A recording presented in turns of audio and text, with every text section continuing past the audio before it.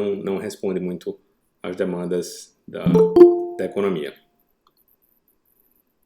Certo? Até aproveitando essa pergunta de Lucas, eu vou fazer alguns breves comentários com relação aos vídeos que vocês mandaram.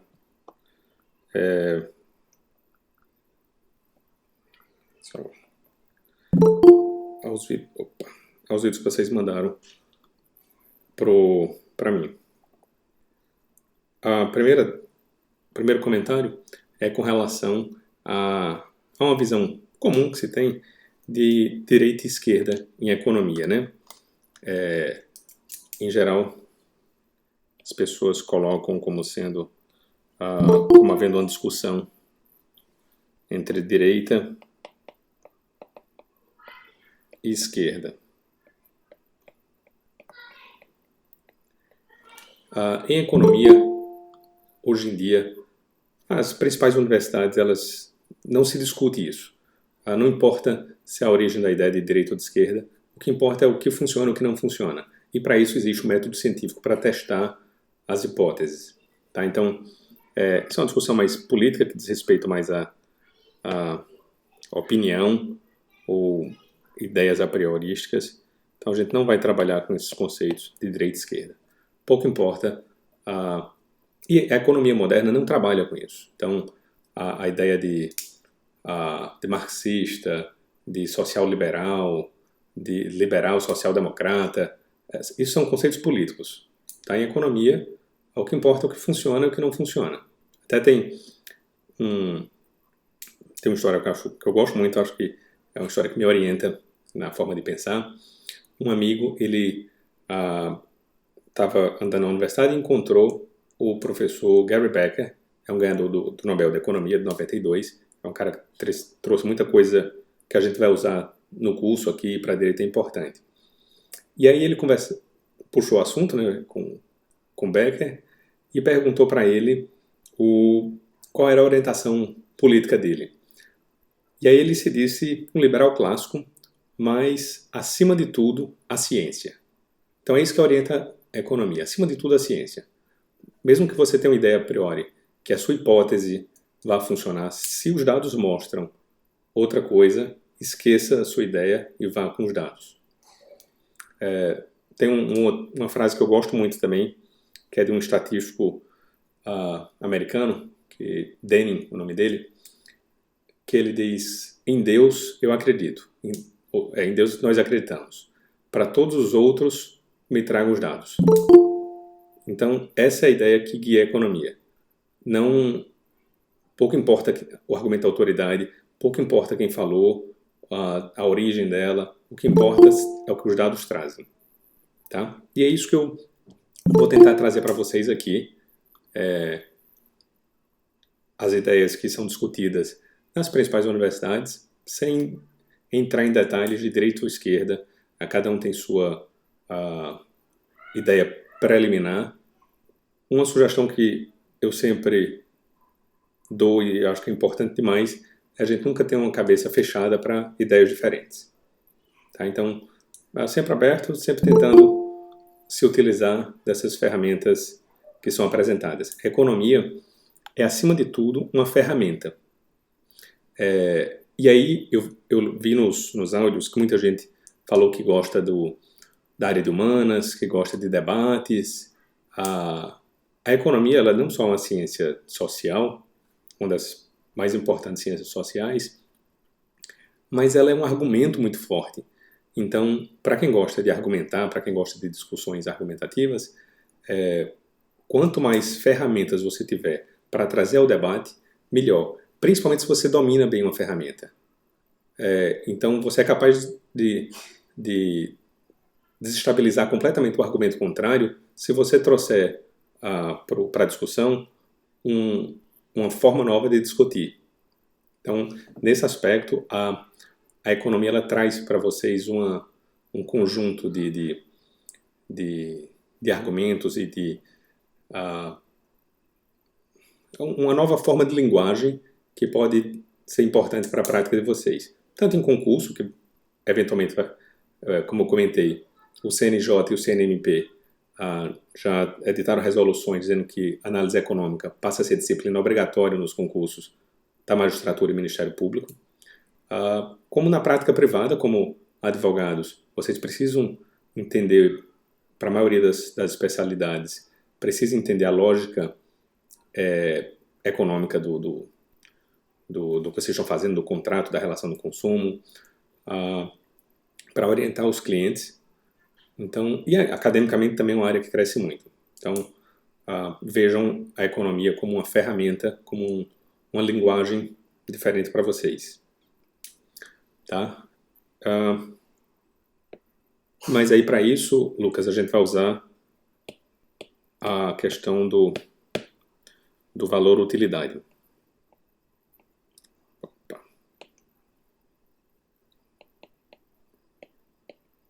Tá, meio ruimzinho esse lápis.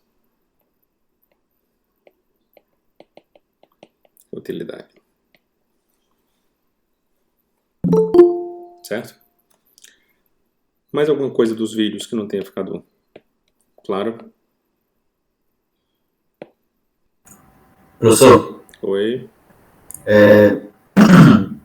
eu tive uma dúvida com relação a valor e preço. Tá. Aí, assim, eu não sei se eu entendi exatamente, mas a minha concepção foi mais ou menos a seguinte, que o valor é como se fosse a valoração individual, a minha, ou seja, a minha percepção de qual é a utilidade daquele bem, Perfeito. e o preço é basicamente o que o mercado diz, é isso. Exatamente. E aí, no caso, por exemplo... ok, então tranquilo. Exatamente. O valor, ele é subjetivo. O preço, ele é objetivo. Então,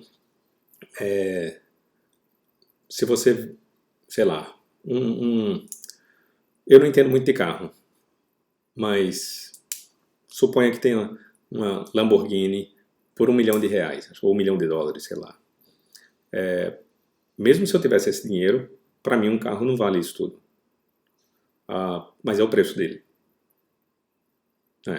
E aí a gente vai ver na próxima aula como se... Todo mundo já ouviu falar, já sabe, como é que se chega no preço, né?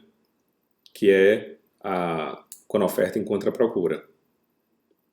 Porque esse ponto foi muito legal, Pietro, porque a gente está falando de valor aí quando a gente vai comprar, né? Mas também a gente tem que pensar no valor quando vai vender. Pense não só no produtor, não só alguém que produz para o mercado. Mas imagina, você tem essa camisa aí do Flamengo. Vamos supor que ela fosse assinada por Zico. Que inclusive hoje é o aniversário dele, né? Vamos supor que ela fosse assinada por Zico. Por quanto você venderia, Pietro, essa camisa assinada por Zico? Aí ia dar uma olhadinha aqui no Mercado Livre para ver se tem alguém vendendo camisa do Zico e fazer uma comparação. Mas ia subir muito o preço. Mas esqueça o preço de mercado. Sim, por quanto entendi. Por quanto você aceitaria vender?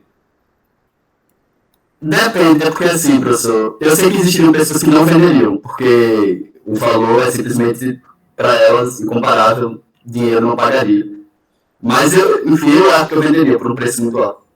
Eu acho que para tudo existe um preço. Sim. Por quanto você venderia? R$1.000? 5 mil? Não, acho que é pouco. 10 mil? Por aí. Pronto, tudo bem. O valor para você seria 10 mil. Né? Você seria... Certo. Vamos supor que seja 10 mil. Você seria indiferente entre vender por 10 mil e ficar com a camisa. Então, qualquer valor acima disso, você ficaria mais satisfeito com o dinheiro do que com a camisa. Não é? Pode ser que nessa situação não tenha ninguém disposto a pagar. E aí não vai ter um preço. Isso acontece, sei lá, muito com imóvel. Vamos supor que tem um imóvel que a pessoa, sei lá, um apartamento que a pessoa quer vender por R$3 milhões, por exemplo. Esse é o valor de reserva para ela. Se chama valor de reserva. Que é o valor pelo qual ela fica indiferente a vender ou não. Não significa que vai ter preço, que as pessoas vão pagar aquilo. O preço é quando a oferta encontra a demanda. A gente vai ver isso na próxima aula. tá? Mas é importante entender que o valor é subjetivo, tanto para quem compra como para quem vende.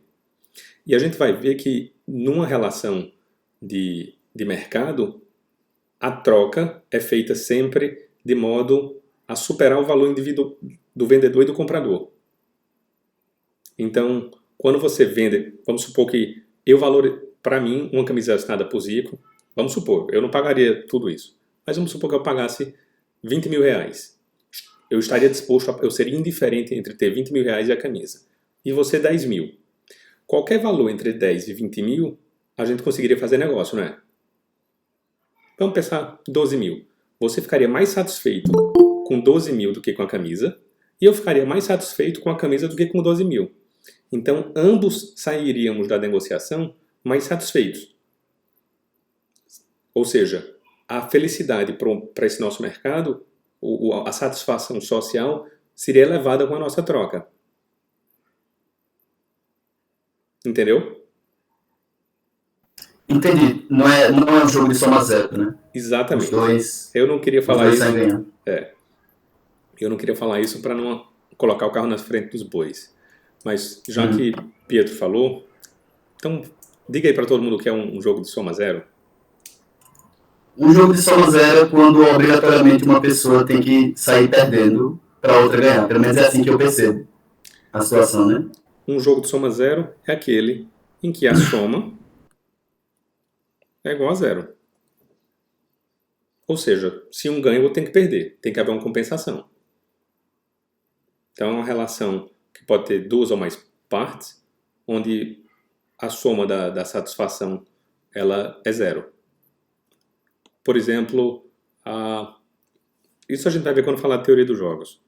Mas já que Pietro levantou a bola, vamos comentar um pouquinho. Um jogo, um pau ímpar, quando você brinca de pau ímpar, não tem como os dois ganharem. Se um ganha, o outro perde. É um jogo típico de soma zero. Mas as relações de mercado, elas não são jogos de soma zero, diferente do que às vezes a gente vê a imprensa falar. Pelo contrário, é um jogo em que as duas partes ganham. Mas enfim, então na questão do valor-utilidade, ficou claro a questão do valor-utilidade e tem duas questões importantes que a gente tem que analisar no valor-utilidade. É a questão que é uma análise ordinal e não cardinal. Ou seja, a gente vai analisar, não é cardinal. Quando surgiu inicialmente, o valor-utilidade também é bem antigo, surgiu no século XIX, se utilizavam números para significar, para representar o nível de satisfação. E aí os números eram grandezas, eles tinham essa grandeza. Só que você não consegue comparar a satisfação. É tranquilo usar a palavra utilidade ou vocês preferem que eu use satisfação? É a mesma coisa em economia. É que eu sei que em geral, quando você fala utilidade, você está pensando, você espera alguma coisa que tenha praticidade ou coisa assim, né? Mas em economia, sempre quando eu falar, entendam satisfação, alegria, sei lá, qualquer coisa assim. Pois bem, quando iniciou a teoria do valor-utilidade, e é daí que vem a ideia dos utilitaristas. Só um parênteses, uma pequena digressão para quem gosta de filosofia. A ideia do utilitarismo vem daí. É a mesma origem do valor-utilidade. Então, o utilitarismo significa satisfação, não significa ser aproveitador, porque às vezes as pessoas usam do modo vulgar, dizer que a pessoa é utilitarista como se fosse um aproveitador. Mas não, é alguém que age para maximizar a sua satisfação. Pois bem, quando iniciou-se, utilizavam números para representar os níveis de satisfação. Só que o nível de satisfação não é comparável. Eu não posso comparar minha satisfação com a de Wellison ou com a de Jefferson. Cada um tem seu padrão. Então, ou mesmo eu mesmo não consigo comparar bens distintos. Eu sei que eu prefiro chocolate a empada. Mas quantas vezes mais, não tem como eu dizer quantas vezes mais eu prefiro um ao outro. Então, apesar de usarmos ainda hoje em dia números, elas não representam grandezas. Esses números não representam grandezas. Tá? É só uma questão de ordem. Beleza? Então, valor utilidade é ordinal. Se vocês forem olhar nos livros e outros vídeos, o que seja, em geral, a gente usa funções para representar a utilidade. Mas os números resultado das funções, a gente vê apenas em termos de ordem. Qual que é maior que o outro. Então, uma utilidade igual a 4 é apenas maior do que 2. Não significa que é o dobro de 2. Tá? É meio contraintuitivo matematicamente, mas é só uma questão de ordem. Beleza? Tranquilo isso? Tá. E o segundo ponto do valor utilidade, que a gente vai trabalhar, e esse é um ponto muito importante, é a análise marginal.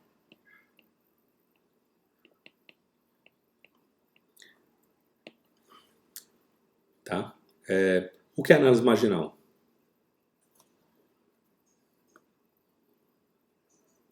Vitor.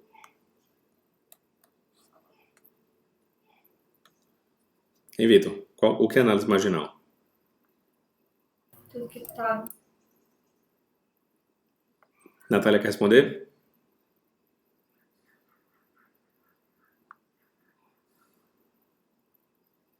Mede tipo a margem de satisfação e insatisfação.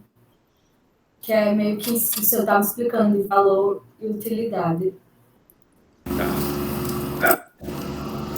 Professor? Também poderia ser um acréscimo, professor? Professor? Ô, Sabrina. Oi, Vitor. Desculpa aí, é porque eu tava com fone e o fone não pega o microfone. Eu tive que tirar o fone e ligar tudo de novo. Tá. Análise marginal é quando você analisa uma parte do todo, tipo, tem o todo e você vai analisando marginalmente cada parte, como você explicou no vídeo com o café. O café dá uma satisfação tal, o primeiro café, a primeira xícara de café que você toma dá uma satisfação. A segunda xícara dá menos satisfação, a terceira xícara dá menos satisfação. Quando você junta tudo isso e separa a satisfação inteira, e você separa a satisfação que cada xícara deu, é a análise marginal. Foi isso que eu entendi, e se eu estiver errado, eu agradeço o senhor conserte. Tá. O que Sabrina falou, na mesma linha do que Vitor falou, um pouco do que Natália disse também. Só para falar que eu achava que era um acréscimo, um nível de satisfação comparando com o que você vai dar. Exatamente. Mas o que o Vitor falou também é nessa linha, né? É o que está à margem, é o adicional. Tá? Então, se você tem 100, imagina, você tem, vamos supor, voltando à camisa de Pietro, ele tem as 3 camisas do Flamengo. Uma camisa a mais vai gerar um nível de satisfação diferente do que foi quando era a primeira camisa, não é? Então, você não vai comparar só a satisfação de ter uma camisa. É uma camisa a mais ou uma camisa a menos. Tá? É sempre à margem, são para um lado ou para o outro. Como o Vitor falou, no caso do café, a satisfação que cada unidade vai ter é diferente. E o que importa para a economia é sempre essa variação, para mais ou para menos. Essa unidade adicional, para um lado ou para o outro. Tá? Porque a gente sempre faz essa análise, a gente sempre compara de modo marginal, por mais que seja, às vezes é intuitivo, outras vezes não. Então, por exemplo, no carnaval, vamos supor que alguém tirou um dia de descanso, que não foi para a festa. Aí disse, estou cansado, vou passar um dia dormindo. Aí dormiu a noite toda. Aí acordou de manhã. Você vai pensar, eu vou ficar 1 hora a mais descansando ou eu vou assistir um seriado? Não é 1 hora de sono, é 1 hora a mais, você já dormiu. Então é sempre a comparação, eu estou cansado, ainda vou dormir mais 1 hora. Beleza. Aí você acordou de 7 horas, colocou o despertador para 8 horas. Aí 8 horas da manhã acordou de novo, e aí você vai tomar a mesma decisão. eu vou dormir 1 hora a mais ou eu vou fazer alguma coisa, vou sair, vou pra praia. Então não é só ir pra praia ou não ir. É 1 hora a mais de descanso versus 1 hora de fazer outra coisa. Tá? A análise marginal é sempre Professor, eu assim. tenho uma dúvida. Claro, Lara. Perdão.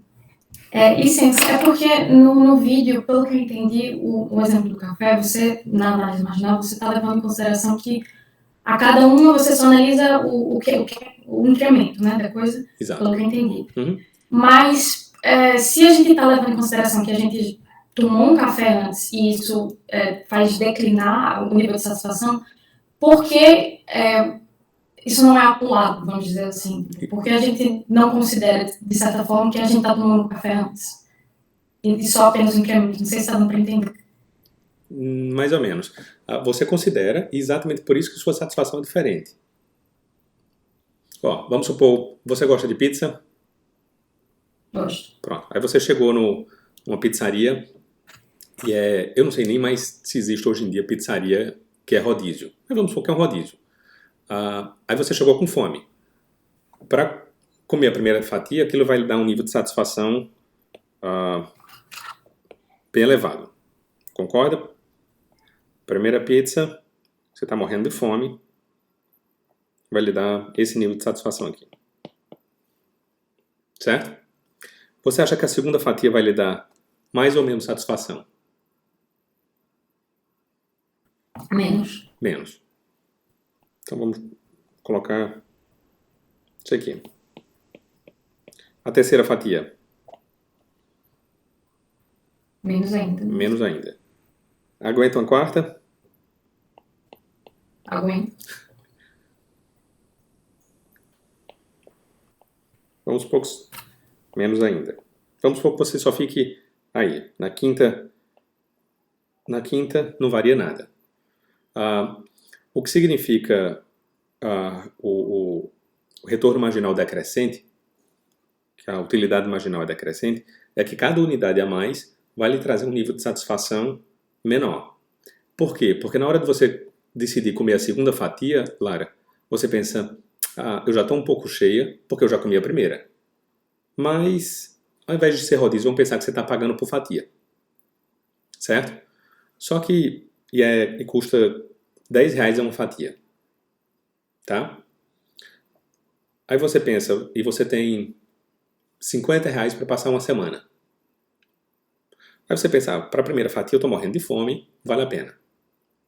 Para a segunda fatia, você já está com sua barriga cheia e já reduziu seu patrimônio de 50 para 40. Aí você vai ponderar esse nível de satisfação. Esse nível de satisfação que é menor do que o anterior com relação aos 40. Professor, o que eu não entendo é porque, de certa forma, a gente não está levando em consideração as pizzas anteriores. Tá. Então, não seria apenas uma análise do incremento, mas também, de certa forma, do que a gente está comendo anteriormente. Tá confuso para mim. Tá. É que você já pagou a primeira pizza. Já pagou a primeira fatia. Então aquilo é passado. Tá entendendo? Entendi. Então aquilo já foi uma decisão que você tomou no passado. Essa é a nova decisão. A nova decisão é, você já comeu a primeira pizza, esquece. Agora, a segunda pizza, você vai querer ou não? Vai depender de quanto custa e de quanto você tem, não é? Porque você disse que você aguenta até 4 fatias, não foi? Eu cortei antes da quinta. Aguenta uma quinta? Aguento. Tá. Então vamos colocar aqui ainda. Pronto. A sua decisão, como o nível de satisfação vai ser diferente, talvez, se você não tem restrição orçamentária, se você tem recursos infinitos, ou se é um rodízio, você come 5 fatias. Não é? E sempre vai ter algum aumento de satisfação. Pequeno, mas vai.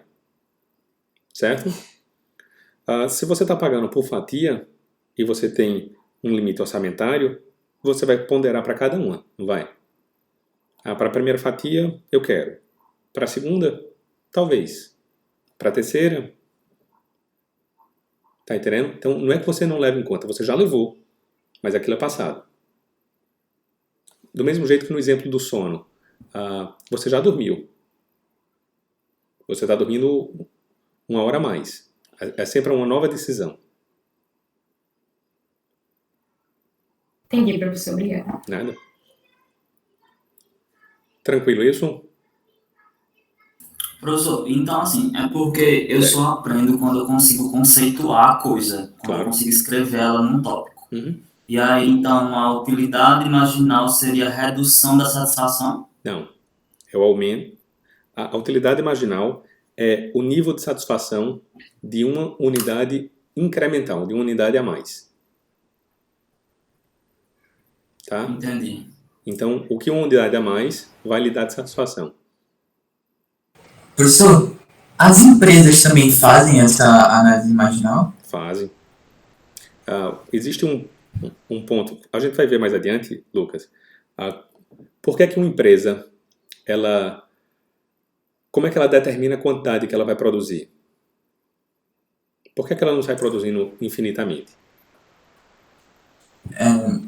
Porque o pessoal não tem dinheiro infinito, também não seria nem para ela. Tá. Também tem recursos infinitos, são vários setores. Mas se ela pudesse pegar empréstimo, por que ela não vai sempre aumentando a produção? Porque chega um Porque ponto... não ia ter... Boa, exato. Ou você dizer que não tem lucro, né? Tá. Então, a análise da empresa, ele vai produzir até o limite em que aquela unidade a mais tenha lucro zero. Porque ela não vai produzir para ter um lucro negativo, não é? Para reduzir o lucro. Certo? Então ele vai aumentando até o limite do lucro chegar ou tender a zero. Mas isso a gente vai ver na próxima aula ou depois. Sim, e isso, como é que eles calculam isso? É a partir de funções, é a partir... a gente vai aprender isso? Ou Tá, vai. ficar assim... Não, eu vou passar para vocês, a gente vai trabalhar os modelos microeconômicos da produção. Como eu comentei na primeira aula, a microeconomia é separada, logicamente, em 2 grupos. A decisão do consumidor e a decisão do produtor. Aí, na análise do produtor, da produção, a gente pode estudar, pelo menos, o mercado de concorrência perfeita e o monopólio, que são 2 extremos, e como é feita, e os modelos dessas 2 formas de mercado, como é que eles tomam as decisões, Lucas? Tá? Óbvio que na prática, na realidade, o empresário ele não tem uma função de... Ele não sabe a função de demanda de um bem. Ele não sabe. Mas a lógica do modelo, se lembrem, né? Se lembrem sempre. Um modelo, ele não é uma fotografia exata da realidade. Ele é uma simplificação. Então, a lógica do modelo ajuda ao empresário a entender ou saber quais são os pontos que ele tem que considerar. Tá? A gente vai passar por isso. Pois bem. Professor, só uma Oi. dúvida. Essa ideia do valor marginal, fazendo uma ponte rapidinha com filosofia, tem alguma relação com o pensamento de Schopenhauer? O que exatamente? De quanto mais vontade você tem de alguma coisa, melhor seria, porque quando você atinge, você fica totalmente satisfeito. Aí quando você atinge, a satisfação só tende a cair. Ele enxerga como se a vontade fosse algo bom, porque quanto mais tempo você tem, mais vontade você tem, quando você atinge, mais feliz você fica. Só que quando você atinge, você vai se acostumando e perdendo a vontade ou o interesse. Eu não tenho um elemento suficiente para lhe responder. Tá. Não, foi só para saber se tinha alguma relação. Tá. Não, é interessante, eu perguntei. Até para conhecer um pouco mais. Oi, Vitor. A título de conceito, a utilidade marginal ela sempre vai ser decrescente ou vai ter algum caso que não? Boa, Vitor. Isso não é uma presunção da economia, isso é mais um achado e a gente vê que, em regra, ela é decrescente.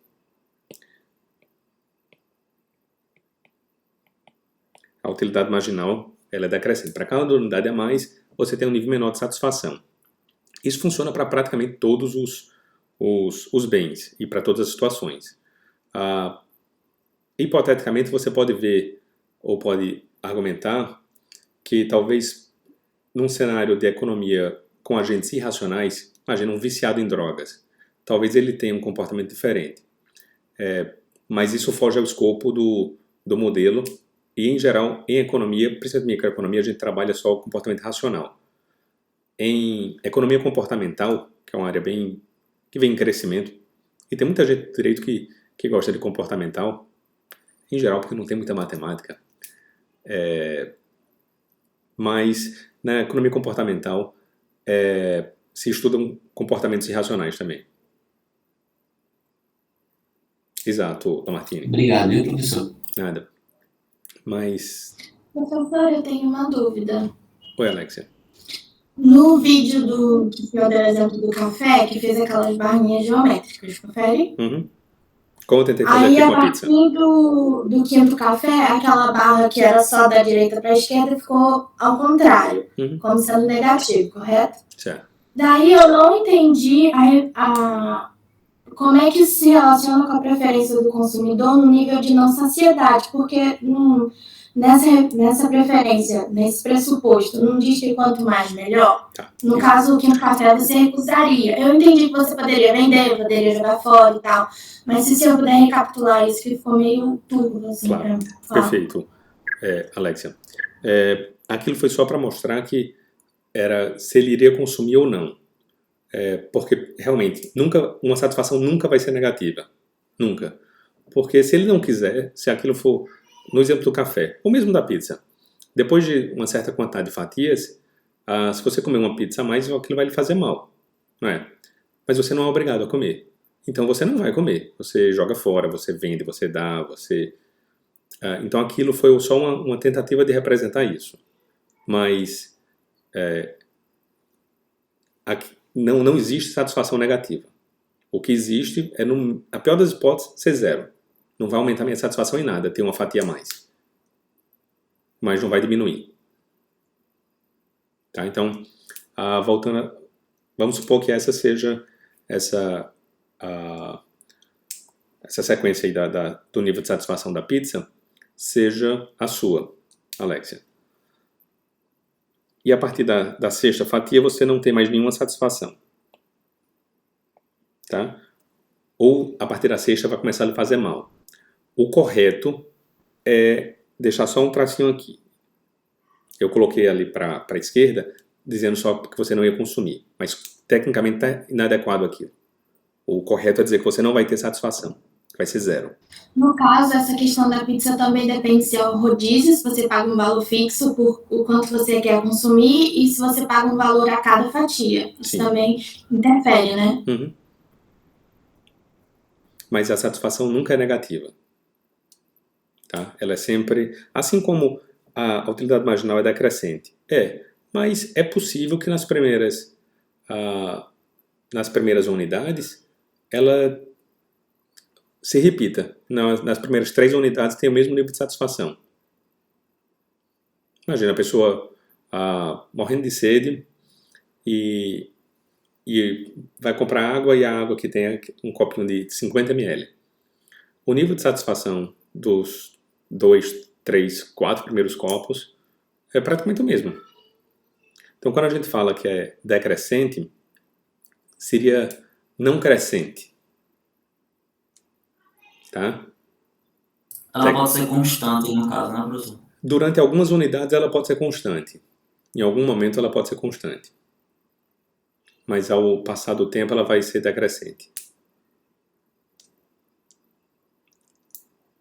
E eu volto a dizer, isso não é nenhum pressuposto da economia, isso é mais um achado. É algo que se percebe do comportamento das pessoas. Ficou mais claro, Alexia? Ficou, obrigada. Nada. Então, a utilidade marginal é decrescente. Isso vai ser importante para a gente ver a questão das curvas de indiferença, né? Mais alguém tem alguma pergunta com relação à utilidade marginal decrescente? Não?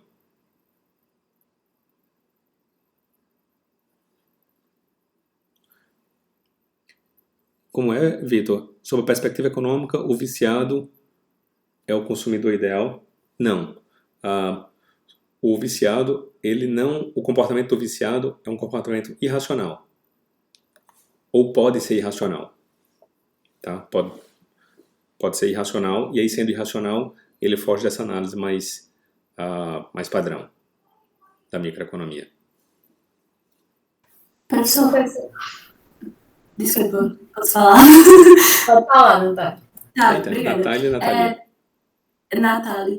Professor, assim, eu entendi as aulas gravadas perfeitamente. Só que quando chegou na parte dos gráficos, eu me perdi um pouco mais. Aí eu queria saber se, tipo, o senhor cobra nas provas interpretação de gráfico, essas coisas, ou se é alguma coisa mais teórica? Vamos lá. Provavelmente, Natália, as provas vão ser mais práticas. Afinal de contas, no dia a dia para vocês é mais importante a prática. Tá? Tá certo. Obrigada, professor. Outra coisa que eu percebi nos vídeos, em geral,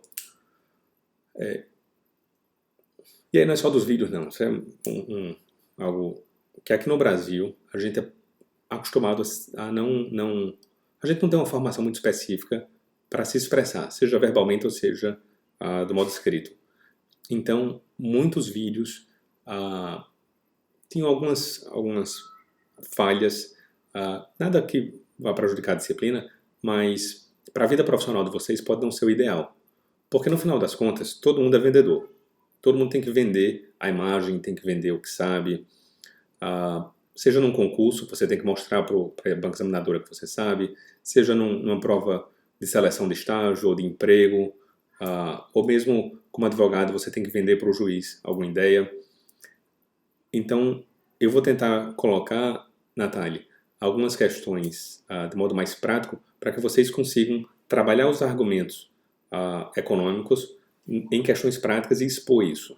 Eu acho que eu vou tentar incorporar isso na disciplina. Tá?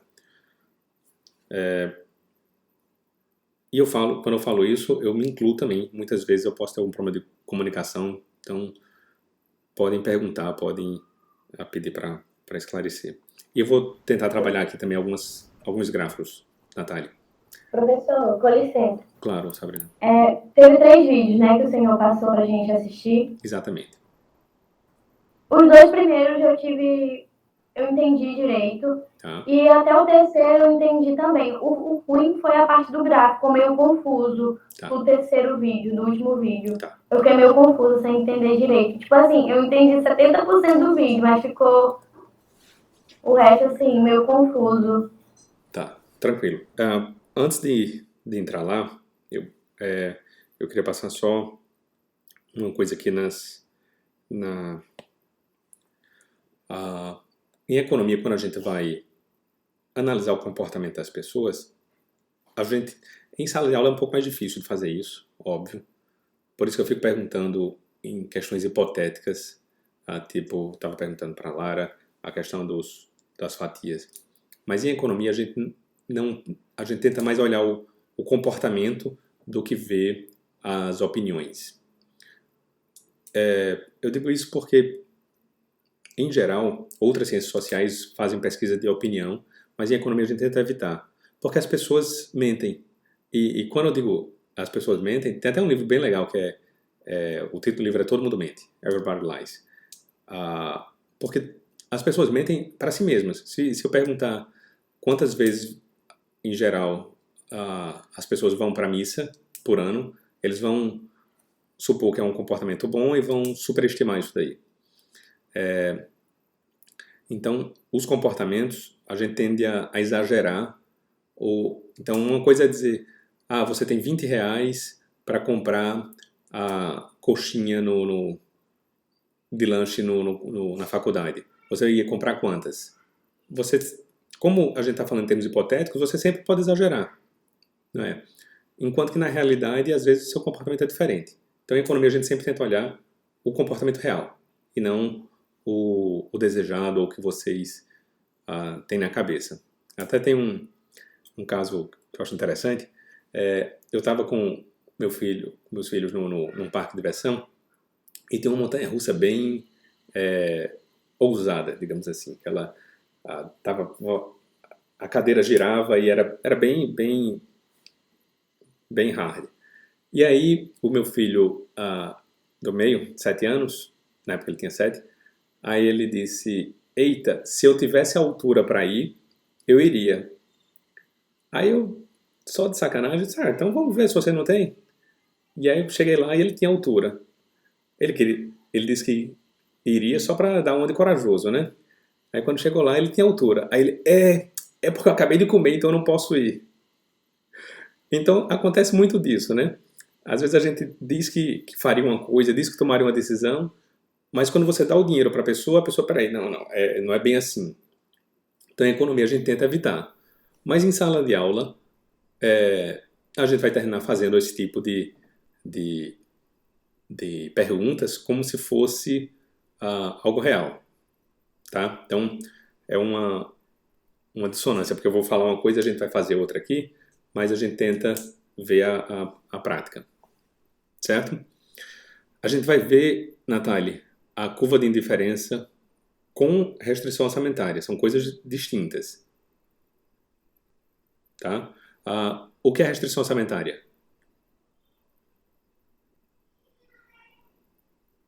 Nathalie. Desculpa, eu não sabia que era pra minha pergunta. Não, é porque, tipo, a gente viu na aula a restrição orçamentária dentro de um gráfico. Tá. Aí eu achei que era a mesma coisa que curva de... Indiferença. Professor, não sei, eu tô ficando nervosa. Eu queria aproveitar para complementar a fala de Nathalie não, né? Nathalie. Que exatamente essa é a minha dificuldade. É que a linguagem ela se dá muito por gráficos e aí eu fico perdido em que tá dentro de que tópico. Aí eu fico me perguntando, isso aqui tá falando ainda sobre a utilidade ou já tá falando sobre outra coisa ou as duas coisas estão ligadas? Aí eu fico meio perdido assim. Eu assisti todos os achando que eles eram a mesma coisa, então eu acho que eu vou ter que reassistir. Tá, mas Eu entendi, professor, que essa seria tipo conjunto de possibilidades existentes. Tá, boa. Foi muito boa. Na verdade, a restrição orçamentária é o limite do conjunto de possibilidades. Então vamos lá. Você lembra que eu falei, o exemplo que eu dei lá no livro, na aula, é o mesmo que o Murphy usa no livro, que é do náufrago, né? Então você, Nathalie, tá lá numa ilha deserta e para cada hora que você fica pescando, você pega 2 peixes, né? Então se você passar o dia todo pescando, você pegaria 48 peixes. E se não... Aqui peixes e aqui tempo livre. E se você não pescar nada, você fica 24 horas com tempo livre. É isso? Professor, esse gráfico aí, então, é em relação à restrição orçamentária. Aí, a partir desse gráfico que vai surgir as curvas, tanto de restrição orçamentária quanto a de indiferença. São coisas diferentes. Mas as duas curvas vão surgir nesse tipo de gráfico ou não? As duas curvas vão surgir quando você está comparando bens diferentes. Tá? Então, no caso aqui da restrição orçamentária, vou colocar aqui para ficar mais claro, restrição orçamentária. A restrição orçamentária, como o próprio nome diz, é um limite de orçamento. Qual o limite de orçamento aqui, no caso do tempo, é essa linha, onde P de peixe vai ser 48 menos 2t. É isso? Uma equação primeiro grau simples. E o conjunto de possibilidades é tudo isso.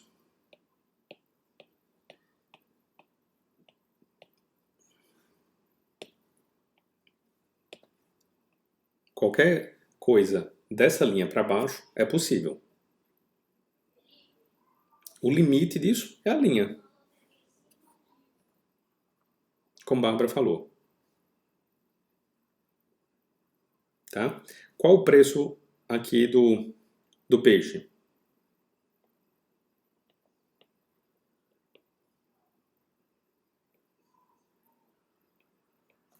Qual o preço do peixe? 576? Meia hora. Depende, né? Só depende do. Meia Eu hora. pensava que era calcular a área. O preço seria o que você vai perder no tempo que você não faz. Exatamente. Para cada unidade de peixe, eu vou abrir mão de meia hora da minha vida. Então, o preço dele, meia hora. Não é isso? A gente está colocando, Bárbara, esse tempo aqui como conjunto de outras coisas que você pode fazer. Tá?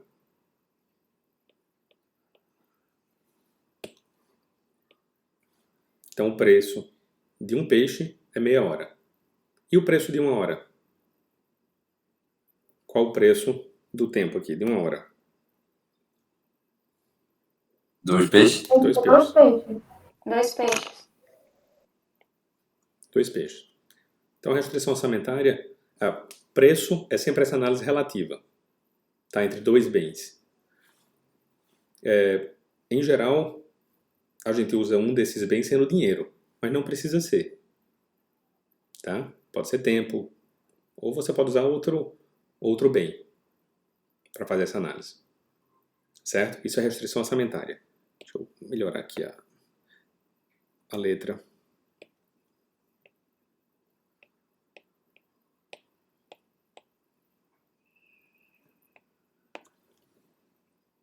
Tá? É o máximo que você pode fazer com o conjunto orçamentário que você tem, com a dotação orçamentária, dado o preço. Certo? Como é que você vê o preço nessa equação?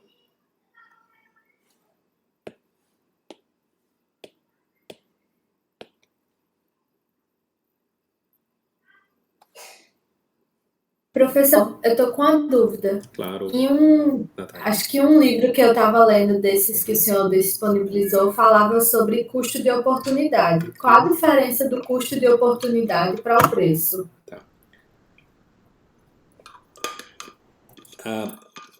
Eles são conceitos interligados. É que o custo de oportunidade é tudo aquilo, como a Bárbara falou, é tudo aquilo que você tem que abrir mão, é que muitas vezes é um custo indireto. Tá? Então, o custo de oportunidade de vocês estarem assistindo essa aula é o que vocês poderiam fazer com o tempo em outra atividade. Certo? Você pode ver isso como um preço? Pode. Mas, em geral, você usa um elemento intermediário para o preço. No caso, para essa aula seria o tempo. Tá? Mas eles têm muita conexão. Certo? Por exemplo, se você tem dinheiro parado, tá? Você ganhou R$1 milhão. Aí você pegou esse dinheiro e botou embaixo do colchão, porque você tem medo do sistema bancário e tal. Qual o custo de oportunidade desse dinheiro? Oi, Natália? Não é caso, né? Oi? Não seria mais de um... Seria o lucro que o banco geraria? Não, seria para você. Para você, o custo de oportunidade é os juros que você receberia com o investimento. Então. É os juros que geraria para você com o investimento. Você pode ver isso como custo de oportunidade ou como o preço de manter o dinheiro em casa. Uhum. Entendi. Tá? Então, são conceitos bem próximos, mas o preço está ligado a uma restrição do mercado. Obrigada. Nada. Tá. Vamos passar agora, então, para a questão de curva de diferença. Vamos pensar aqui.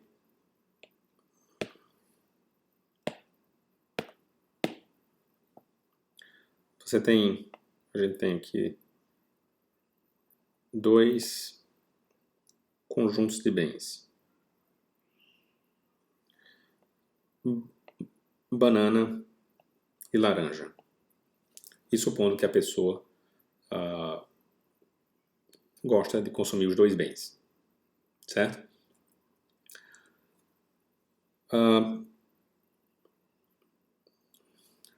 Nathalie, vamos supor que você comece com 10 bananas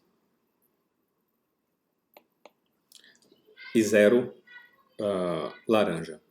Você estaria disposta a abrir mão de quantas bananas para ficar com a laranja? Só um? Só uma? Só. Então você não gosta de laranja? Não muito. Tá, então vamos pegar uma pessoa que goste de laranja, gosta dos dois bens. Pietro, você gosta? Tem que perguntar, você gosta dos dois bens? É engraçado que são as minhas duas frutas preferidas, então... Pronto, ótimo. Só que no primeiro cenário você só tem banana. Uhum. Você estaria disposto a abrir mão de quantas bananas para ficar com uma laranja? Não sei, umas 5 bananas, talvez. Tá. 4. 4. Vamos botar aqui 4. Isso nem por um laranja. Porque tá faltando laranja. Né? É porque É porque ele tá muitos dias só comendo banana, entendeu? Só banana. Então, um valor superestimado. Mas é uma banana ou é um cacho de bananas? Vamos ver, tanto faz. É só um modelo. Então, beleza, você abre mão de 4 bananas para uma laranja. E aí, para ter 2 laranjas, você abriria mão de mais quantas? Por isso que não é bom fazer perguntas. O ideal é dar os bens para as pessoas escolherem. Mas, enfim. Para ter 2 laranjas, para ter uma laranja a mais. Você está agora nesse ponto aqui, 6 e 1. Você abriria mão de quantas laranjas, de quantas bananas agora, Pietro? Bem, no caso eu tenho 6 bananas, então assim, já acaba, né? Se eu ficar trocando muito assim, Se então... mantiver o ritmo, acaba. Exatamente. Aí eu diria umas 2... Não, 3, vai. 3. Abriria mão de... Acho que é muito, mas... Vamos botar 2 só para facilitar? Para você ter mais espaço? Opa. Abriu mão de 2, ficou com 4. Para ter uma terceira laranja, abriria mão de quantas? Agora já está 4 bananas e 2 laranjas. Não sei se eu posso trabalhar com números fracionados. Né? Pode. Tá, uma banana e meia aí. Tá. Então ficaria 2,5.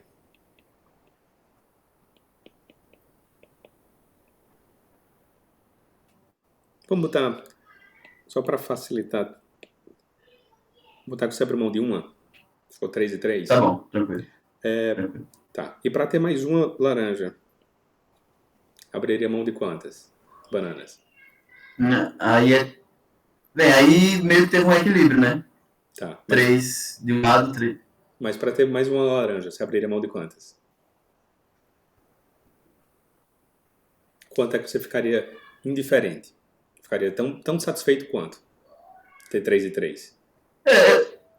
Eu acho que nesse momento, como são minhas duas frutas preferidas, não faz muito sentido. Você pode fracionar. Você pode diminuir aí a meia banana, 1/3, 1/10 de uma banana. Enfim, se fosse esse o caso, eu acho que seria isso. Meia banana. 2,5? Tá bom. Isso. Para ter uma quinta laranja. 0,1. Pode ser. Ou seja, praticamente ficaria reto aqui, né? Praticamente você não estaria disposto a abrir mão de mais nenhuma banana. Seria infinitesimal a diferença. Tá. Se a gente unir esses pontos, é mais ou menos uma curva assim. Não é isso? Mais ou menos. Nesse primeiro intervalo, você abriu mão de 4 bananas por uma laranja. Nesse segundo, de 2 por uma. Aqui, de 1 por uma. Depois 0,5 por uma. Depois 0,1 por uma. Não é isso? Tá. Antes da gente ir para esse outro ponto, o nome que a gente dá para essa curva aqui é a curva de indiferença.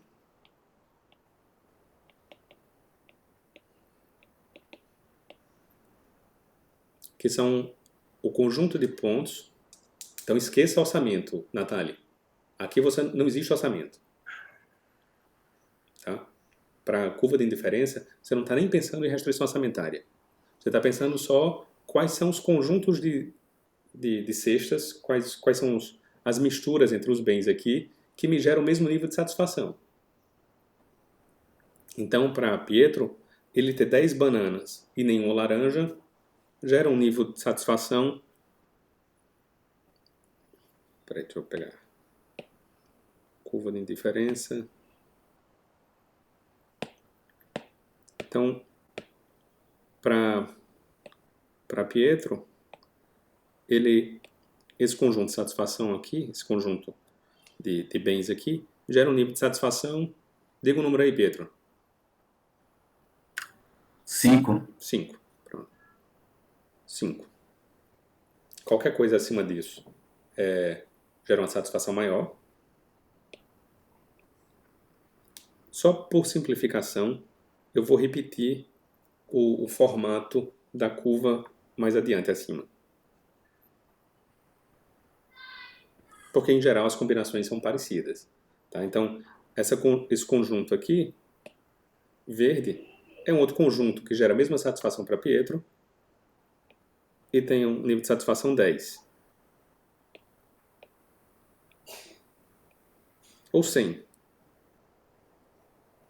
Só para mostrar que esses números não representam grandezas. Representam só que está acima do outro. Então, se a gente pegar aqui o ponto 4 e 3 está aqui. O ponto 2 e 5 e alguma coisa está aqui.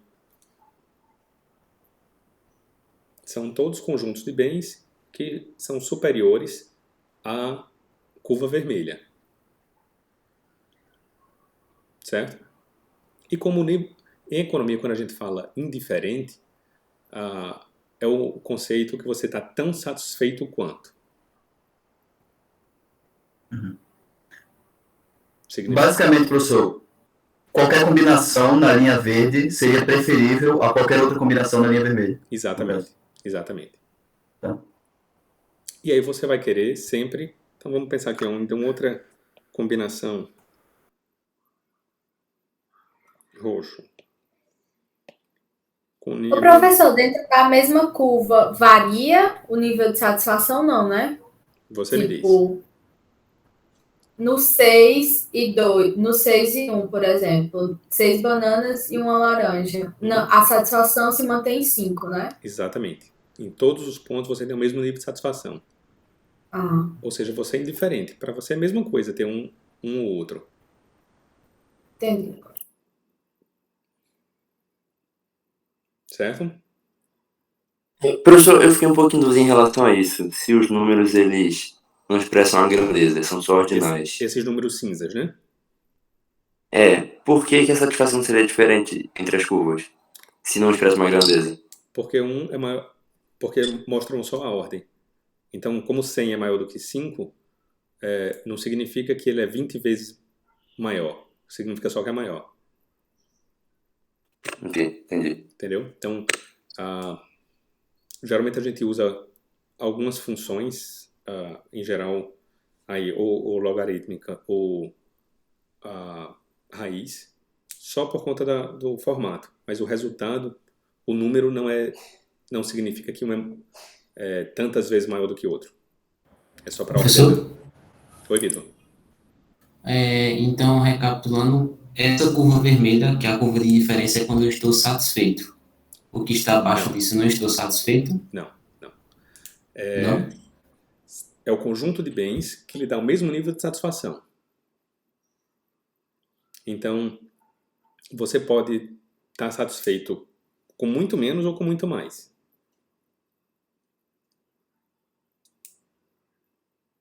Professor, Entendi, obrigado. Entendeu? É só dizendo, para você, mesma coisa, tá aqui nesse ponto, deixa eu pegar outra cor.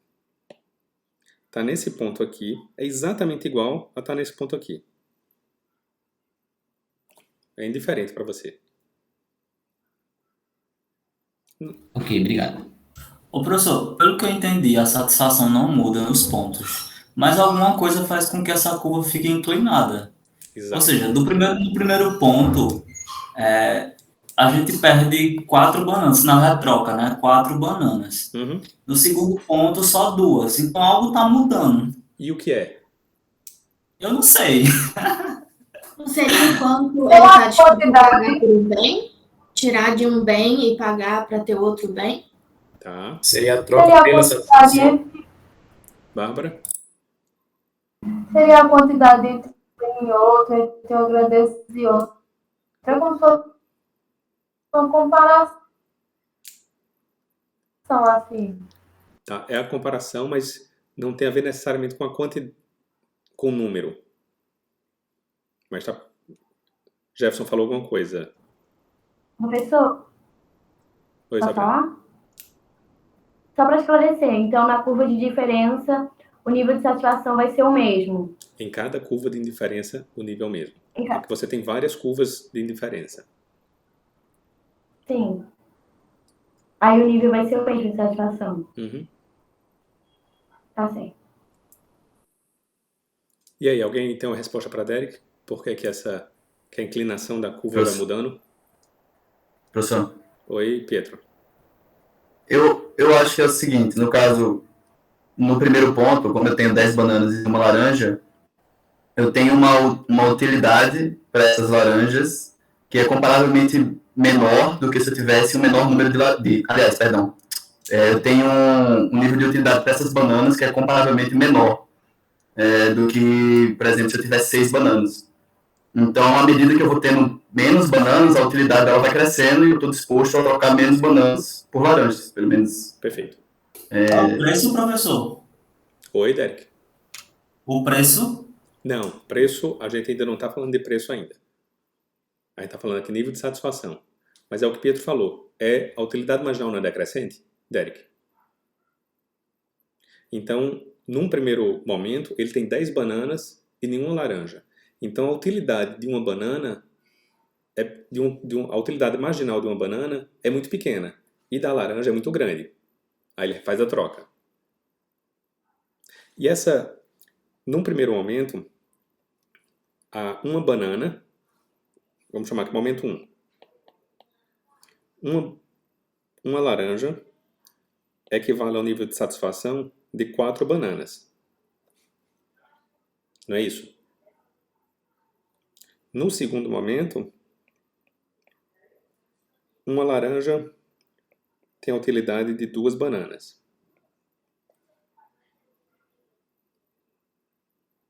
Não é isso? Num terceiro momento, uma laranja tem a utilidade de 1 banana. Num quarto momento,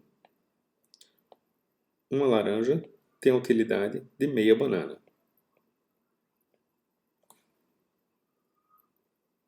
Não é isso? Professor, Oi, Vitor. não sei, na minha cabeça fez sentido correlacionar esse sentido de satisfação com a lei de demanda e oferta, que a demanda de uma vai crescendo em detrimento da outra. Mais adiante a gente vai ver isso, Vitor, porque quando a gente lida com demanda e oferta, a gente está falando de comportamento de mercado. Nesse caso, é do indivíduo. Então, assim, é só olhando o nível de satisfação do indivíduo. Entendi. Tá? Sabrina perguntou aqui se na curva de indiferença o nível de satisfação vai ser o mesmo. Tá claro já isso, Sabrina? Vou evitar demais. Tá? Isso está claro, professor. Outra pergunta que eu ainda estou na dúvida. Qual é? O nível de utilidade. Então, o nível de utilidade da laranja vai ser maior que o nível de utilidade das bananas, já que, tipo assim, ele preferia uma laranja do que 4 bananas. Tá. Em qual momento? Na primeira. Na primeira, Que ele prefere uma laranja a 4 bananas, né? Uhum. Só que como a utilidade marginal é decrescente, num segundo momento, a utilidade da laranja, a utilidade marginal é menor e a da banana é maior. Mas ainda assim, vale mais a pena ter uma laranja do que uma banana. Num terceiro momento, ele é indiferente aos dois. No quarto momento, a utilidade da laranja é maior do que a da banana. Certo? Agora ficou muito claro. Obrigada, professor. Nada. E isso daqui, essas relações, tem um nomezinho, que é taxa marginal de substituição. Que é o quanto a pessoa está disposta a abrir mão de uma coisa por outra. Tá? Todas essas... Professor, licença. Oi? Eu tenho uma dúvida. Tipo, é uma coisa meio... Eu não sei se isso vai soar meio bobo, mas assim... E se eu mudar de ideia no meio do caminho? Tipo assim, eu tô aqui, tá Pietro dando as bananas dele pra pegar laranjas. Mas e se Pietro não querer mais laranjas? Se ele disser, não, agora eu quero... Não vale mais pra mim essas laranjas, agora eu quero dar menos por elas. Tá. Em economia, quando você está estudando o comportamento do consumidor, na análise racional, ele já consegue calcular de imediato nesse modelo. E aí não é que não tem volta, mas é que ele não se arrepende. Faz parte da ideia do agente racional, é que ele já toma a melhor decisão para ele. Certo? Faz parte do modelo. Aí você vai dizer, mas na prática acontece isso. Na prática isso está mais perto da economia comportamental. Existem outros fatores e vieses que podem ser considerados. Tá? Tá, então em nenhuma hipótese dá pra voltar assim, né, a curva? Aí vai deixar de ser uma curva, né? Já que ele não tem como mudar de ideia. Quando você diz mudar de ideia, é fazer a troca inversa? Pode. Ele não é indiferente em todos esses pontos? Então, se ele é indiferente, tanto faz para ele qualquer ponto aí, ou para um lado ou para o outro, isso não tem problema não. Tá? Então dá para fazer tipo uma parábola? Uma parábola... como exatamente? Contrário, eu acho, no caso ela tá querendo dizer. Como assim? Isto é... Porque tanto... Como se ela se arrependesse das laranjas e devolvesse. Mas aí volta pro ponto anterior. Tanto faz se tá vindo para cá ou indo para lá, é sempre na curva. Tá, entendi. Entendeu? Obrigado, professor. Então, entendi. O que a gente está tendo é que todos esses pontos geram o mesmo nível de satisfação. Ele é indiferente. Então, como qualquer nível, ele vai ter, em qualquer ponto, ele vai ter o mesmo nível de satisfação, para ele pouco importa. Não vale a pena gastar energia. Na realidade, como todos esses pontos vai gerar o mesmo nível de satisfação, na prática ele vai terminar aceitando o que ele tiver. Tá? Ele não vai em busca de trocar coisas que não vão melhorar para ele. Tá? Mas por que as pessoas trocam? Porque a gente vai fazer o vínculo disso com o preço. A gente discutiu aqui gostos, não foi? Sem discutir preço. né? Vamos supor que nesse mercado aqui, uma banana tem o preço de uma laranja.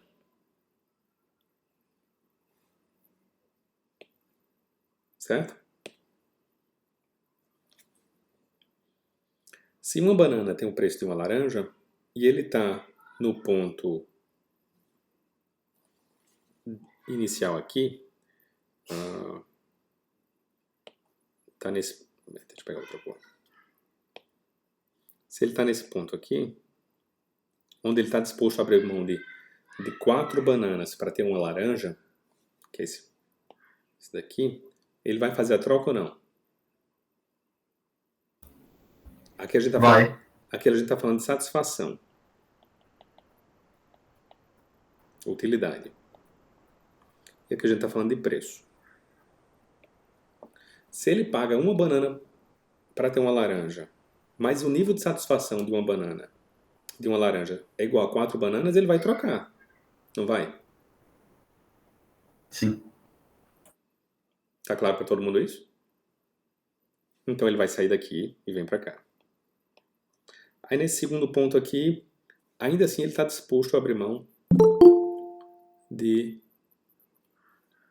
2 bananas. Ele tem vontade de abrir mão de 2 bananas para ter uma laranja. Para ele é indiferente. Se o preço de mercado é 1 para 1, ele vai trocar. Não vai? Porque ter uma laranja é a mesma coisa de satisfação para ele de 2 bananas. Então se ele vai pagar só uma, ele vai ter um ganho de 1 banana a mais de satisfação. Não é isso? Então ele vem de novo. Deixa eu apagar essa. Ele vem de novo para esse outro ponto. Quando ele está aqui 4 e 2, para ele ganhar mais uma banana, desculpa, para ele ganhar mais uma laranja, ele tem que abrir mão, então esses 2 ok. Entre estar aqui e estar aqui, ele teria que abrir mão de uma banana para ter uma laranja, não é? Mas isso é igual ao preço de mercado. Para ele vale a pena fazer a troca? É indiferente, né? Exato, é indiferente. Ele não vai ter nenhum ganho com isso. Nenhum ganho de utilidade. Para ele estar aqui ou estar aqui, é a mesma coisa tendo visto o preço do mercado. Tá? Por isso que a gente tem que a taxa marginal de substituição ela é igual ao preço. Porque as pessoas vão trocar até chegar naquele ponto.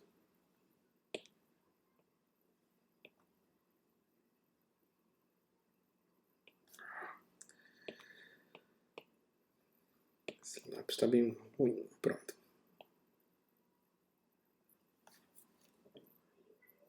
Certo, pessoal?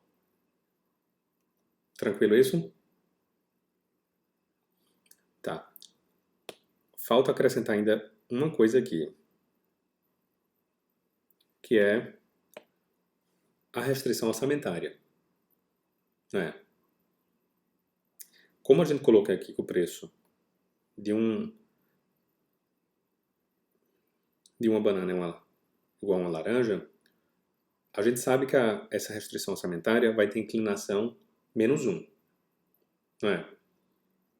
Onde ela vai começar lá em cima vai depender da dotação inicial. Certo?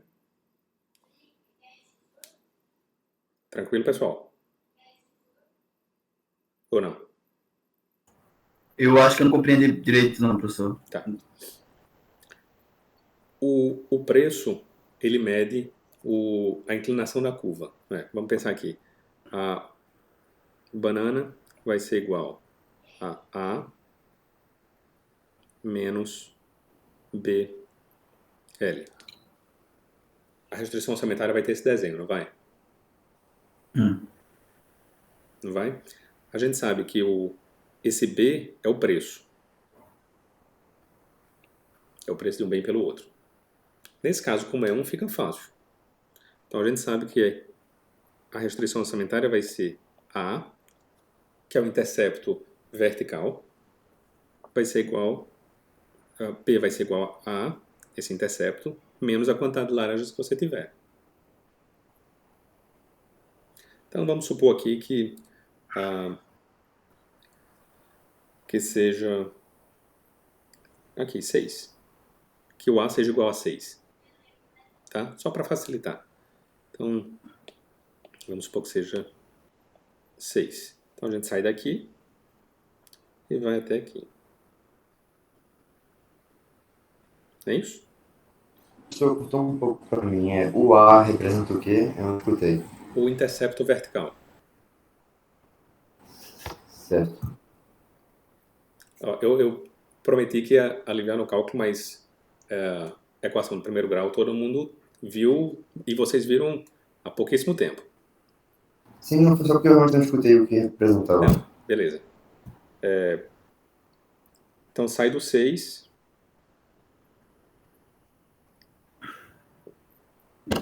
Não está em escala, fica péssimo isso, peraí.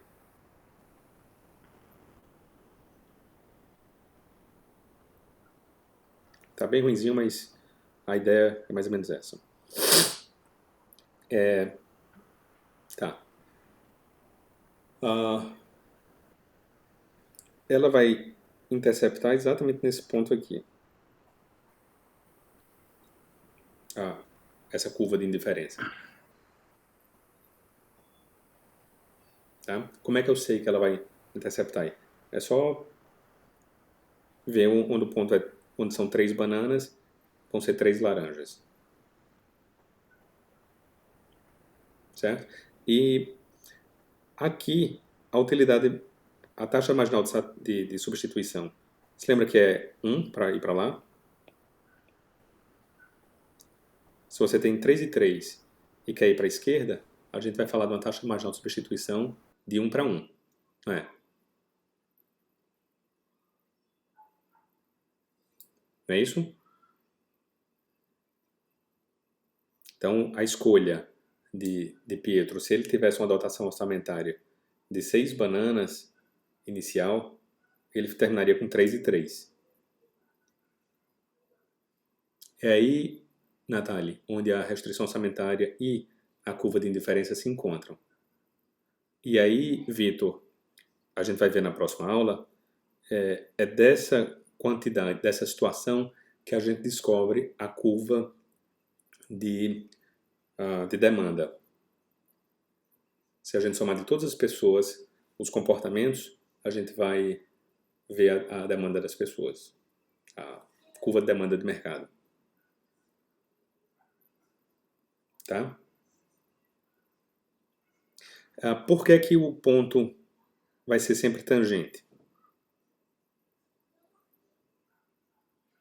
Vamos supor que ao invés de ser 6, fosse... Eita. Se ao invés de ser 6, fosse um ponto, sei lá, 8. Onde passasse por aqui.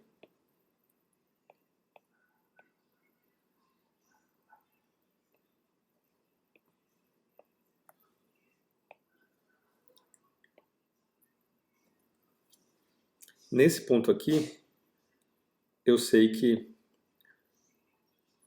a taxa marginal de substituição vai ser igual ao preço, que é igual a 1. Tá? Por que a restrição orçamentária só vai tocar em um ponto da curva de indiferença? Por que eu não vou escolher nenhum ponto na curva vermelha? Ela está tocando aqui e aqui. Por que eu não vou escolher nenhum desses 2 pontos?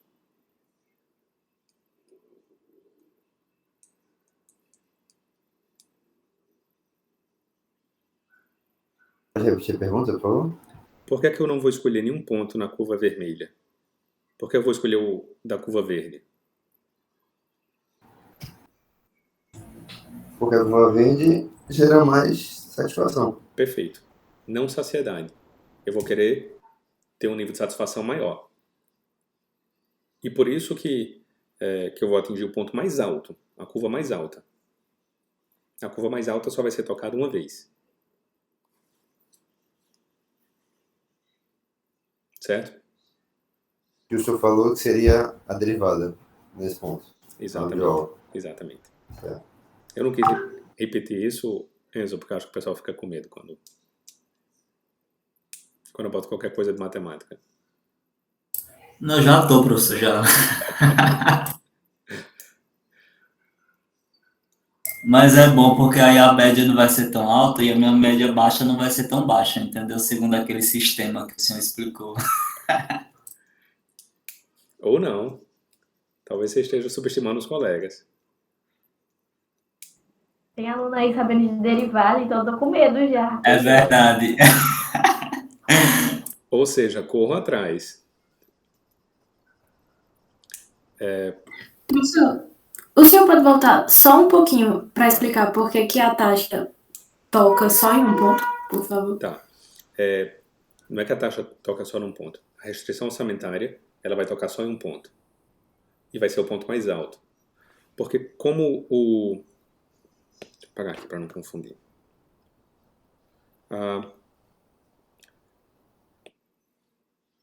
E como que a Se gente lembra- identifica o ponto mais alto?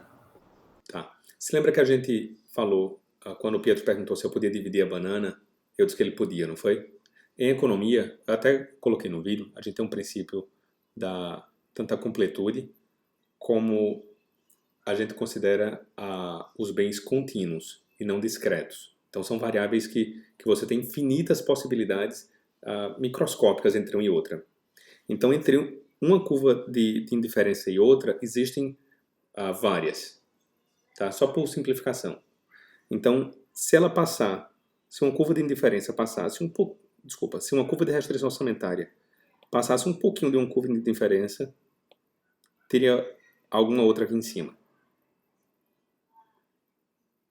Tá? Então, como são todas convexas, se qualquer restrição orçamentária cruzar em dois pontos, vai ter uma outra em cima. Como você quer sempre ficar mais satisfeita, você vai preferir essa curva de indiferença acima. Tá? Então, óbvio que isso é uma suposição do modelo. Na prática, você não consegue fracionar tantas coisas. Não dá para chegar no mercado e pedir a meia banana. Ou, menos ainda, um terço de uma banana. Então, é uma suposição só para facilitar o tratamento matemático. Tranquilo, Nathalie? Entendi, professor. Obrigada. Então, por isso vai tocar só num ponto. Para conseguir atingir a curva de indiferença mais alta. Beleza? Tá. Tranquilo para todo mundo? Professor? Oi, Mariel. Eu tenho uma dúvida sobre, voltando um pouco, eu estava refletindo aqui, sobre restrição orçamentária. Tá. Porque um dos eixos eu tenho um valor que ele é fixo, visto que ele é o restritivo. Por exemplo, aí a gente está trabalhando com 24 horas. Mas eu posso trabalhar com outras variáveis. Por exemplo, nessas 24 horas eu posso ter os 48 peixes, mas eu posso buscar, não sei, coelhos. Como numa restrição orçamentária de um valor pecuniário, se eu tiver, sei lá, 20 mil reais, eu posso utilizar esses 20 mil reais como limite, mas em diversas variáveis. E aí seria um gráfico diferente. Eu queria saber se a gente vai trabalhar graficamente com outras variáveis, se ser apenas duas. Não sei se ficou muito claro. Tá, ficou bem claro. Excelente pergunta, Mariel. Geralmente, para facilitar, a gente trabalha só com duas variáveis. É possível trabalhar com mais, e aí, às vezes não dá nem para desenhar gráfico, porque são múltiplas dimensões, mais de 3, às vezes. Mas no caso de restrição orçamentária, isso não é tão importante, porque você pode pegar uma variável, no caso eu peguei o tempo aqui, que ela vale por infinitas outras. Ou você pode pegar o dinheiro, no exemplo que você deu, você pode colocar lá banana ou carne e dinheiro. O dinheiro, ele não representa... A grande representatividade do dinheiro é que ele representa qualquer outra coisa que você possa comprar. Então, o tempo aqui, ele representa qualquer outra coisa que você possa fazer com o tempo. Então, você está comparando ao mesmo tempo pescar com dormir, se divertir, explorar a ilha, procurar coelhos, enfim, procurar frutas. Todas elas estão aqui dentro. Então, a gente não precisa de mais dimensões. Elas são representadas aqui. Por isso que a maioria dos livros vai tratar o gráfico apenas de um produto versus dinheiro. Porque o dinheiro ele representa todas as outras, todos os outros grupos. Tranquilo? Sim, tranquilo. Então não é que não pode, é que é mais prático você simplificar todas as outras dimensões só no dinheiro. Facilita a visualização.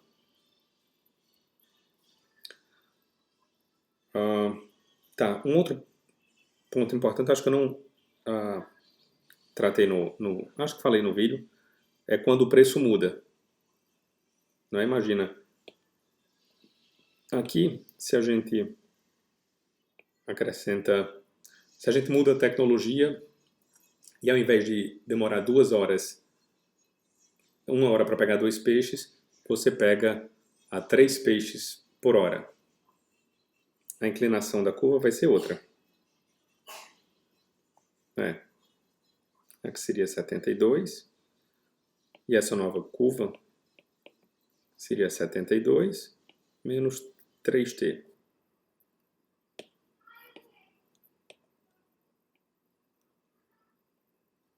Isso significa o quê? Que mudou o preço. Certo? Se a gente olha só a restrição orçamentária, é tranquilo ver isso, né? Você mantém o preço que não mudou fixo, no caso o eixo 24, e muda o outro eixo. Só traslada uma parte. É possível, principalmente no caso de quando a gente lida com dinheiro, com o tempo é difícil, né? Fazer mais do que 24 horas. Mas quando você lida com dinheiro, é possível você aumentar a restrição orçamentária sem mudar o preço. Você só muda a renda toda para lá. Certo? Então, existem várias possibilidades de você variar preço e variar renda. A gente vai ver isso quando for construir as curvas de mercado. Só 2 coisas antes de acabar a aula. Que eu acho que eu terminei não falando na turma da manhã. Essas curvas de indiferença são de bens comuns. Banana e laranja, a gente colocou 2 bens que em tese, eles têm uma relação normal.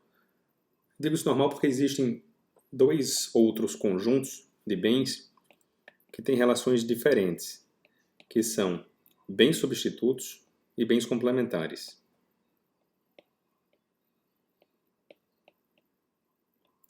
Complementares e bens substitutos. Alguém sabe o que é isso?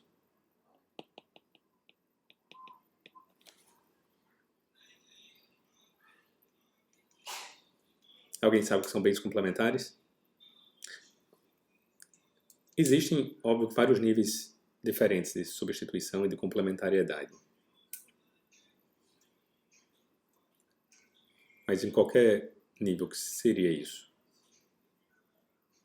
Eu não falei isso nos vídeos, então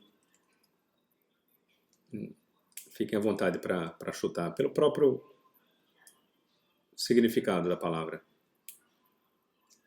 Bens complementares, isso é uma indução, tá, professor? Não sei não ter o conceito.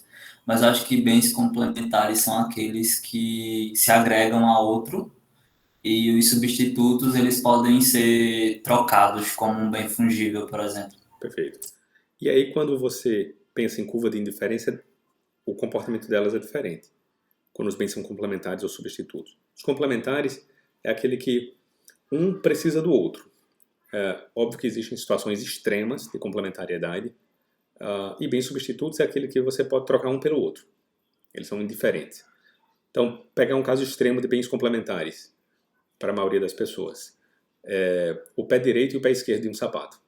Se a pessoa não for perneta, se não só tiver uma perna, ter um pé só vale se você tiver outro. De que vale ter só o pé direito e uma sandália? Para mim não vale nada. E aí o que acontece com a curva de indiferença? Então vamos pensar aqui. Curva de indiferença. Pé direito, pé esquerdo. As curvas de indiferença nesse caso vão ser mais ou menos assim.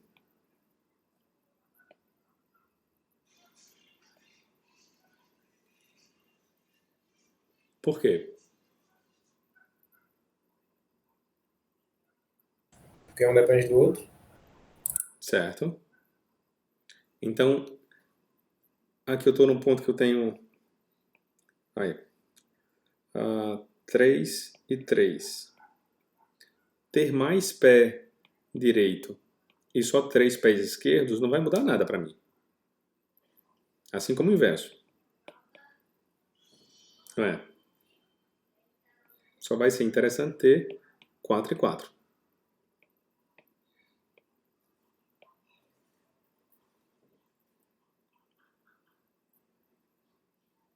E por aí vai. Certo, pessoal? É um conceito bem importante, tanto bens complementares como bens substitutos. A visualização deles das curvas de indiferença não é tão importante. Tá? Só para ver uma curva de indiferença meio anômala. Tá? Mas quando a gente for ver algumas situações de mercado, elas são importantes entender bens substitutos e bens complementares. Tranquilo? Antes de acabar a aula, tem um trabalho para vocês fazerem, que é... Bem, como a gente trabalhou alguns conceitos que são bem importantes para as escolhas racionais, e se vocês virem, tem muita aplicabilidade no dia a dia, as nossas escolhas são, inclusive, até acho que foi o Luiz que falou alguma coisa de filosofia, né? Falou de Schopenhauer. Tem uma coisa bem interessante que dá para ver pela curva de indiferença ou pelas curvas de indiferença, que é aquela ideia de Aristóteles que a virtude está no meio. Não tem uma frase dele nesse sentido, mas nós vamos pegar aqui 2 pontos, A e B. Qualquer combinação linear entre A e B, qualquer ponto que esteja aqui no meio deles, é preferível aos extremos. Pelo formato da curva de indiferença. Não entendeu não, Luiz?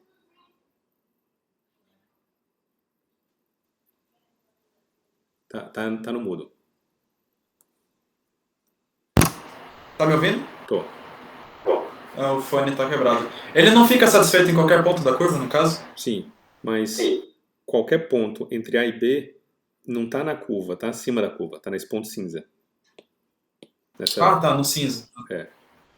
Porque a combinação linear entre A e B é uma reta entre os 2 pontos, não é? Entendo. O meio entre os 2 pontos está acima da curva de indiferença.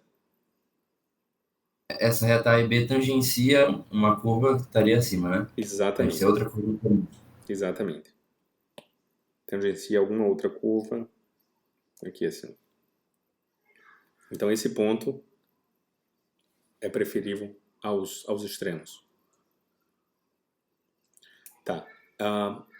Então, o que eu queria que vocês fizessem é escrever de modo claro, direto e objetivo alguma situação que vocês passaram ou que imaginam que envolvam os conceitos que a gente trabalhou aqui com relação a alguma escolha. Tranquilo? Podem... Professor, para escrever isso, eu lhe empregar até quando? Tá. Podem discutir em grupo, mas o trabalho é individual. Se lembrem de colocar a indicação das pessoas com quem vocês discutiram. E como é pouca coisa, é rápido. Não é para escrever um texto, é para escrever... Quer dizer, é um texto, mas não é para escrever uma tese.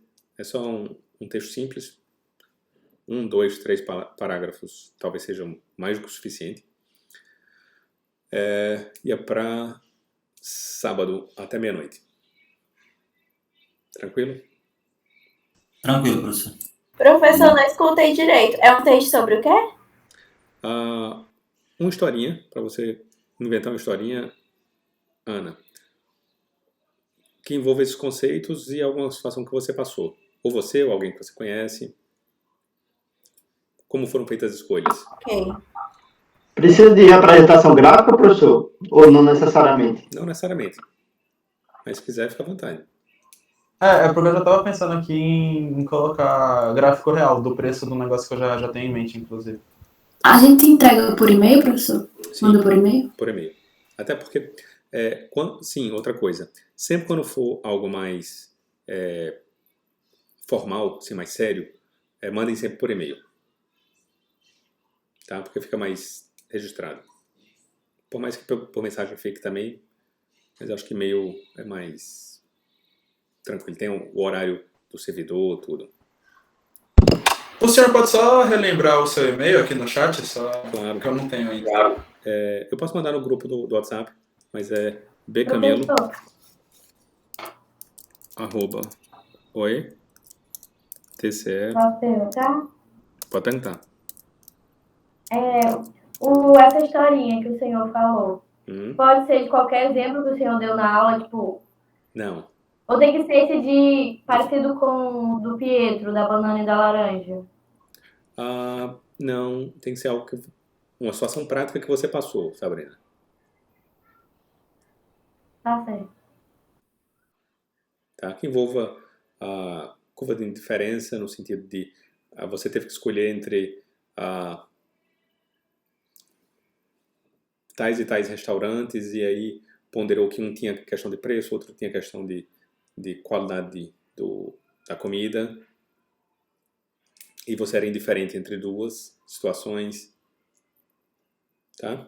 Ou a questão da utilidade marginal decrescente, enfim, qualquer coisa Professor. essas ideias. Oi, Pietro.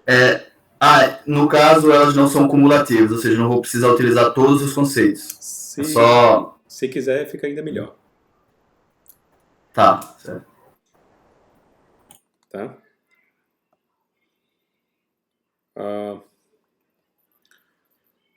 Tranquilo, né? Fazer isso?